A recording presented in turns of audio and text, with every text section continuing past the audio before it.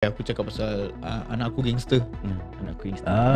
Okay. So aku pada aku actually aku dah pernah berbual pasal ni benda masa kita punya newly episode lah, whereby aku cakap pasal anak aku gangster.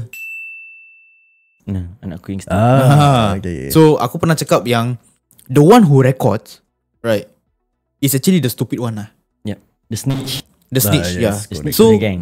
kau record, okay, kau record untuk kau punya geng kau semua boleh tengok balik. Sial lah, tahu aku buat gini macam lah. Tahu aku bagus pun kau punya kita tendang. Bagus pun kau tumbuk. Confirm gitu macamnya aku cakap.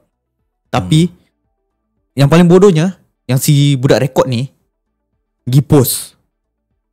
Yes. That's where viral and orang semua tahu yang korang yang bully tu budak. Yep. Correct. And also macam